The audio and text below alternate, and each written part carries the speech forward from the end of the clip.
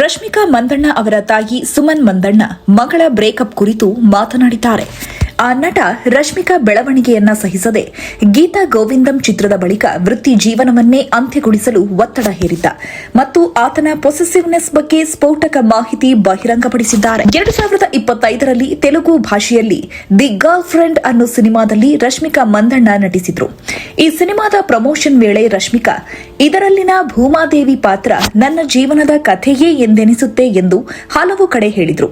ಒಂದು ಹಂತದಲ್ಲಿ ಅವರು ತಮ್ಮ ಜೀವನದಲ್ಲಿ ಆದ ಕೆಲವು ಘಟನೆಗಳನ್ನ ನೆನೆದು ವೇದಿಕೆಯಲ್ಲೇ ಭಾವುಕರಾಗಿದ್ರು. ಈಗ ಅವರ ತಾಯಿ ಸುಮನ್ ಮಂದಣ್ಣ ಅವರು ರಶ್ಮಿಕಾ ಜೀವನದ ಬ್ರೇಕಪ್ ಬಗ್ಗೆ ಮಾತನಾಡಿರುವ ಆಡಿಯೋ ವೈರಲ್ ಆಗಿರುವಾಗ ರಶ್ಮಿಕಾ ಮಂದಣ್ಣ ಹೇಳಿದ ಈ ಮಾತುಗಳು ನಿಜ ಎಂದೆನಿಸುತ್ತಿದೆ.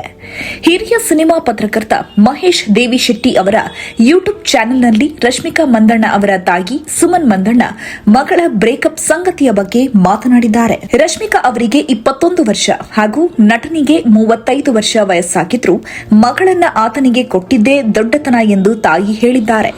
ಇಷ್ಟಿದ್ದರೂ ಆ ನಟ ಸಣ್ಣ ಪುಟ್ಟ ವಿಷಯಕ್ಕೂ ಮನೆಗೆ ಬಂದು ಗಲಾಟೆ ಮಾಡುತ್ತಾ ರಶ್ಮಿಕಾ ಮೇಲೆ ಸವಾರಿ ಮಾಡಲು ನೋಡ್ತಿದ್ದ ಎಂದು ಅವರು ಆರೋಪಿಸಿದ್ದಾರೆ. ರಶ್ಮಿಕಾ ಅವರು ಸ್ಟಾರ್ ನಟರ ಜೊತೆ ನಟಿಸಿ ಬೆಳೆಯುವುದು ಆ ನಟನಿಗೆ ಸಹಿಸಲು ಸಾಧ್ಯವಾಗ್ತಿರಲಿಲ್ಲ.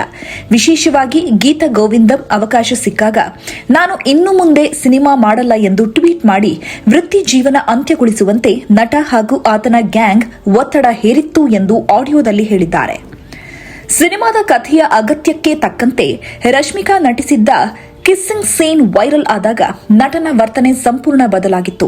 ಆಕೆಯನ್ನು ಸಿನಿಮಾದಿಂದ ಬಿಡಿಸಿ ಮದುವೆ ಮಾಡಿಕೊಂಡು ಮನೆಯೊಳಗೆ ಕೂಡಿ ಹಾಕುವುದು ಆತನ ಗ್ಯಾಂಗ್ನ ಸಂಚಾಕಿತ್ತು ಎಂದು ತಾಯಿ ತಿಳಿಸಿದ್ದಾರೆ. ಗೀತಾ ಗೋವಿಂದಂ ಸಿನಿಮಾ ಬಿಡುಗಡೆಯ ಹಿಂದಿನ ದಿನ ರಾತ್ರಿ 2 ಗಂಟೆಗೆ ಫೋನ್ ಮಾಡಿದ್ದ ನಟ ಹಾಗೂ ಮ್ಯಾನೇಜರ್ ತಕ್ಷಣ ಹೈದರಾಬಾದ್ನಿಂದ ಬೆಂಗಳೂರಿಗೆ ಕಾರಿನಲ್ಲಿ ಬಂದು ತನ್ನನ್ನು ನೋಡಿ ಬೆಳಗ್ಗೆ 8ಕ್ಕೆ ವಾಪಸ್ ಹೋಗುವಂತೆ ಹಠ ಹಿಡಿದಿದ್ರು ಎಂದು ಸುಮನ್ ಮಂದಣ್ಣ ಹೇಳಿದ್ದಾರೆ.